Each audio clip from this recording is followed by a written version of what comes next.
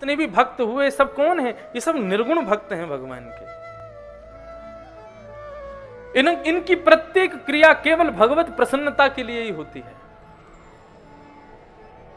हमारे पूज्य पिताजी महाराज एक प्रसंग सुनाते हैं।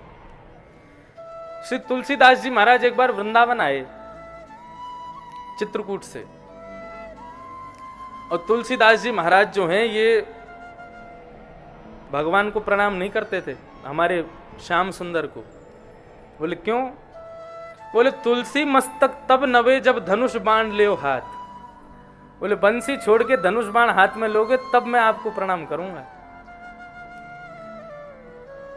तो श्री तुलसीदास जी महाराज के लिए कृष्ण भय रघुनाथ, हमारे ब्रजमंडल के श्रीनाथ जी तुलसीदास जी को दर्शन देने के लिए, उनके प्रणाम को स्वीकार करने के लिए उन्होंने हाथ में अपनी भुजा में धनुष बाण ले लिया।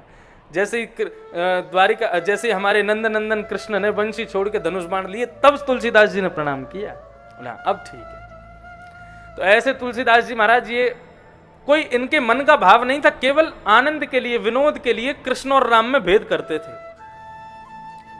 तो सूरदास आदि इन भक्तों से आकर के कहते थे, पूरे दिन कारी कमरी वाले कोई ध्यान धरते रहो तुम लोग, वह बंसी वाले को, टेढ़ी टांग वाले को ध्यान धरते रहो। अरे जाको खुद को कोई ठिकाना ना है, दूसरे इनके घर में जा जाके चोरी करे, वह को ध्यान धरोगे तो तुम्हें चोरी करनी पड़ेगी। हमारी रघुनाथ जी की शरण में आ जाओ, हमारे राम जी की शरण में आ जाओ, सब कल्याण करेंगे राम जी। सूरदास जी महाराज कहते थे, बोले नहीं हम अपने गोपाल जी के ही ठीक हैं। अब सूरदास जी को नेत्र तो थे नहीं। तुलसीदास जी बोले कि बोले देखो भाई तुम कितना भी लड़ लो हमसे, लेकिन श्रेष्ठ तो राम जी ही हैं। सूरदास जी बोले हाँ राम जी श्रेष्ठ है, मना कब कर रहे हैं, लेकिन गोपाल जी से बढ़िया कोई नहीं है। बोले देखो ये कब तक लड़ाई झगड़ा हमारा चलता रहेगा, आज हम तराजू में तोल के देख लेते हैं, जिसका वजन ज्यादा वो जीत जाएगा। सूरदास जी बोले ठीक है कर लो तुम जैसे करना चाहो। बोले मैं अपने ठाकुर जी को लेकर के, अपने रघुनाथ जी को लेकर के एक पडले में बैठूंगा, आप अपने गोपाल जी को लेकर एक पडले में बैठना, और दोनों नापेंगे, जिसका वजन ज्यादा, जिसमें बल ज्यादा, उसका पडला नीचे आ जाएगा और वही फिर विजयी माना जाएगा। और एक और शर्त है, यदि रघुनाथ जी जीत गए तो कल से रघुनाथ जी के पद गाने शुरू कर देना सूरदास जी, और यदि तुम्हारे कन्हैया जीत गए तो हम कल से कन्हैया के पद गाने शुरू कर देंगे। दोनों में शर्त लग गई। अब जैसे ही महाराज पेड़ पर तराजू लटकाया गया, अपने छोटे से गोपाल जी को लेकर के श्री सूरदास जी पहुंचे, अपने रघुनाथ जी को लेकर के श्री तुलसीदास जी पहुंचे। दोनों पडले पर जैसे ही चढ़ने लगे तो पहले सूरदास जी महाराज चढ़े, जय हो मेरे गोपाल जी, और कहकर के पडले में बैठ गए। श्री तुलसीदास जी महाराज अपने रघुनाथ जी को लेकर के, जय हो मेरे श्री सीताराम, और जैसे ही बैठे थोड़ी बहुत देर तो नाप तोल चलती रही, धीरे धीरे धीरे धीरे क्या देगा, सूरदास जी ऊपर लटक गए और तुलसीदास जी नीचे आ गए।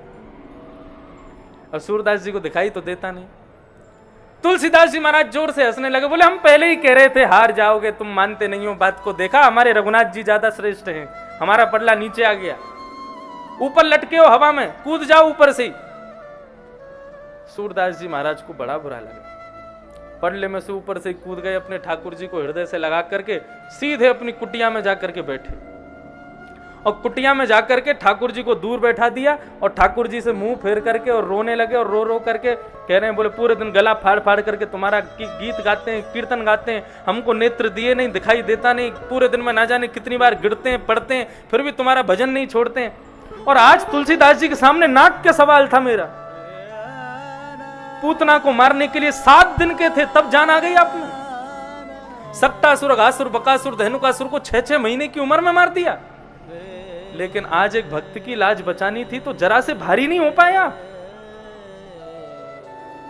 तो गोपाल जी मूर्ति में थे, सोई अचल हो गए, सचल हो गए, और जाकर के सूरदास जी की गोद में बैठ गए। बोले बाबा, बार बार उनकी ठोड़ी को पकड़े तो सूरदास जी बोले दूर बैठो, मुझसे बात मत करो, तुमसे बात ही नहीं करनी है, तुम ऐसे ही करते हो। विष लगा करके पूतना आई, वो ज्यादा प्रिय थी आपको, लेकिन हम लोग जो बढ़िया बढ़िया पकवान बना करके पवाते हैं, हमसे प्रेम थोड़ी है आपको।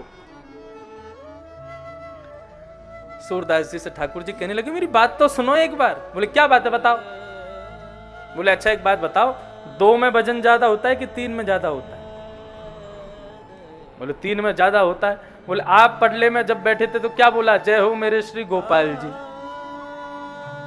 एक तो 2 और 2 भी नहीं थे भैया, 1.5 थे हम तो गोपाल जी थे छोटे से और आप बड़े। और दूसरे पटले में जब तुलसीदास जी बैठे तो उन्होंने क्या बोला, मेरे जय हो मेरे श्री सीताराम। एक तो तुलसीदास जी खूब हट्टे तगड़े और फिर सीताराम यानी विवाहिता युगल जोड़ी के संग बैठे, 3 लोग बैठे थे। अब यहां पर 1.5 बैठे, वहां पर 3 बैठे, कौन भारी होगा। अगर तुम भी कह देते जय हो मेरे राधे श्याम, तो अगर जरा भी कमती रह जाते तो तुम जो कहते वो करते।